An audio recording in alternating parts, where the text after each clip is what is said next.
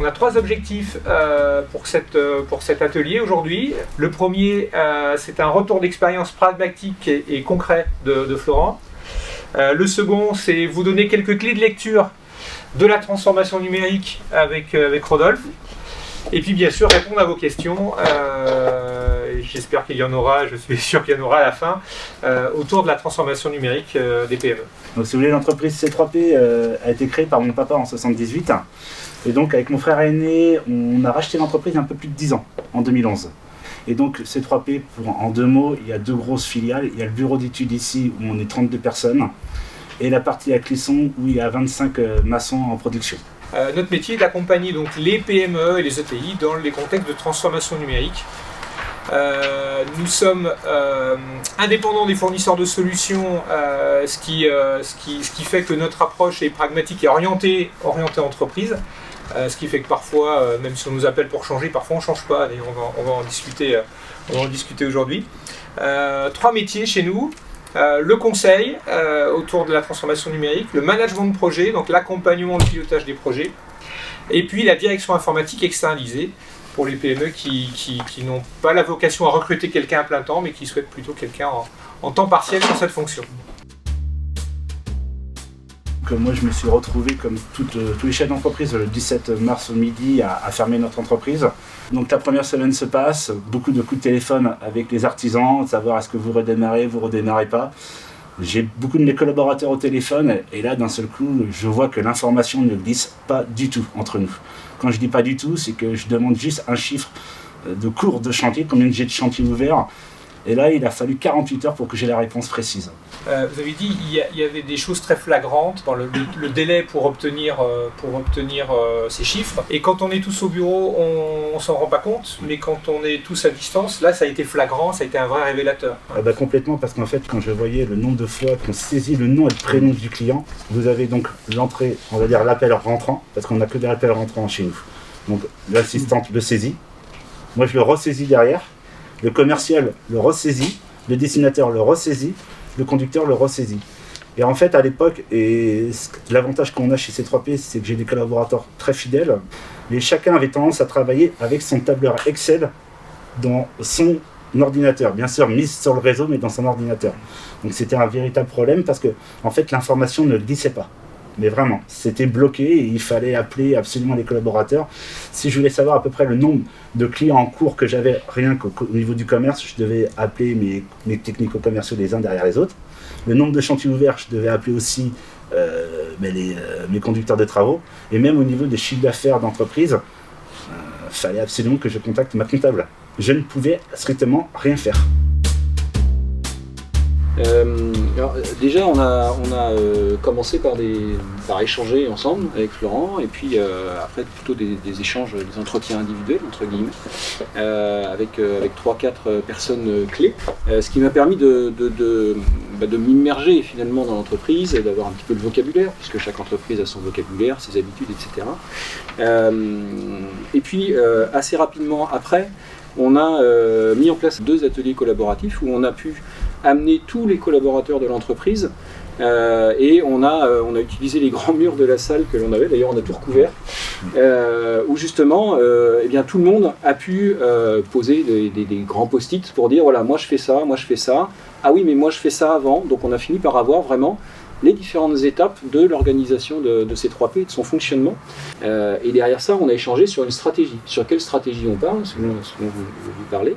Et on a décliné ça en 3 étapes, en fait, 3 grandes étapes. On a dit, on va d'abord commencer par voir le côté gestion administrative d'un dossier, d'une construction. On a fait une deuxième étape où on est plutôt sur la consolidation des chantiers. Combien j'en ai d'ouverts, combien sont à l'heure, combien sont en retard, etc., les chiffres d'affaires, ainsi de suite. Et puis une troisième étape, entre guillemets, entreprise étendue, la mobilité, les conducteurs sont sur les chantiers. S'ils sont sur les chantiers, comment ils font pour accéder à l'information ? Ce qui est important de dire, c'est que quand on a commencé à échanger ensemble, on se posait la question de garder Progénie, qui est l'outil de gestion plutôt vertical, spécialisé sur la construction de maisons individuelles. Et finalement, assez rapidement, on s'est rendu compte que c'était pas un problème d'outil, c'était plus un problème humain, entre guillemets, c'est-à-dire qu'on ne se servait pas de l'outil. Je vais juste prendre un exemple tout simple. Quand on fait un contrat de construction de maisons individuelles, ben, vous avez deux solutions. Ce qu'on faisait avant, pour chaque contrat, on ressaisit tout ce qu'il faut faire et on fait chaque contrat de manière unitaire. Ce qu'on fait aujourd'hui, on a saisi toutes les informations dans Progénie, on appuie sur un bouton et je le mets en enveloppe. On est passé de Diane, qui faisait ça, est passé de une demi-journée par contrat à une demi-heure. Moi, j'ai fait 2 réunions en interne où j'ai demandé à toutes mes équipes, les uns après les autres, savoir s'ils étaient d'accord de se lancer, on va dire, dans cette aventure de l'informatique, de mieux s'organiser. Il faut vraiment, là j'ai vraiment insisté auprès de Rodolphe que c'est pas que moi qui dois porter le projet, c'est l'ensemble de l'entreprise. Donc embarquer tout le monde dans le projet, c'est un vital. point essentiel. C'est vital. Okay. C'est vital. D'ailleurs, pour embarquer tout le monde, je ne l'ai pas dit tout à l'heure, mais on a aussi fait une réunion de lancement avec tout le monde et on a pris une heure et demie, quelque chose comme ça, où on a redéroulé la stratégie et on a vraiment embarqué tout le monde, quoi. Chacun est reparti avec quelque part sa prochaine action à faire dans la semaine, dans le mois derrière, pour vraiment démarrer et commencer à se mettre en mouvement. On a pu mettre en place un suivi vraiment étape par étape dans l'outil, ce qu'on n'avait pas. Ce qui permet quelque chose de super important, c'est la polyvalence. Et là, on a désormais 3 personnes qui font le même travail sur l'outil. Ça veut dire que certes, chacune a ses dossiers, mais s'il y a quelqu'un qui tombe malade, peu importe, qui est absente, eh bien quelqu'un d'autre peut aller lire l'information et prendre la suite. Dans les actions correctives, on a travaillé sur l'organisation d'un service, de façon à créer de la polyvalence, c'est ça, et puis redonner de la fluidité aussi. Les deux fonctionnent ensemble. L'outil tout seul, ça ne fonctionne pas, et l'orga tout seul, ça fonctionne mieux. Maintenant, l'outil permet de démultiplier les améliorations d'organisation. Voilà, faut vraiment pas se tromper de sens. Il faut commencer par le côté organisation, le côté humain, et ensuite se servir des outils pour accélérer. Si on n'avait pas fait l'organisation avant, on avait l'outil très bien, mais il nous aurait servi à rien. Est-ce qu'il y a eu d'autres moments avec des résistances au changement? On en parle souvent dans les projets informatiques, il y a de la résistance au changement. Dans le changement, qu'est-ce qui change vraiment? Qu'est-ce que ça impacte? Qui ça impacte d'ailleurs? Peut-être que ça impacte que moi, peut-être que ça impacte que mes collègues, peut-être, bref. Donc bien isoler ce qui change, pourquoi on le fait, et puis se dire, le pourquoi, est-ce qu'il est bien viable finalement? Alors des fois on se trompe, on veut faire un changement, et puis en fait c'est pas une bonne idée, mais c'est justement en faisant ce travail de découpage et de bien identifier sur quoi porte le changement, sur quoi, sur qui, qu'on peut avancer. On a vu que, alors aujourd'hui, on a recentré l'usage sur les outils, on a travaillé sur l'organisation interne pour mieux tirer profit du numérique. Maintenant, quelles sont les étapes, court terme, moyen, long terme? Là, à très court terme, on a un projet qui est autour du fameux scan des factures.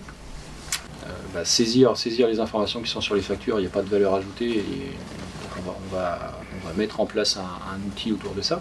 Ça change aussi un petit peu l'organisation. Parce que demain, qui valide ces factures? Est-ce que c'est toujours une seule personne qui appelle tout le monde? Est-ce qu'on le fait de manière plus décentralisée? Donc il y a une réflexion organisationnelle autour de ça. On parle aussi de mobilité peut-être? Oui, il y a un petit peu de mobilité avec les conducteurs de chantier. Aujourd'hui, les conducteurs, ils partent avec le dossier papier. Mais de la même manière, plutôt que le conducteur prenne des notes sur un cahier, et puis reviennent ici et puis se mettent sur son ordinateur ou sa tablette pour retaper les notes, pour les rentrer, etc. Ça peut se faire directement sur sa tablette, sur le chantier, pour peu qu'on ait les équipements qui aillent bien et qu'on ait accompagné les collaborateurs pour qu'ils sachent utiliser, qu'ils aient envie d'utiliser l'outil. Donc voilà, on va travailler aussi sur le côté mobilité.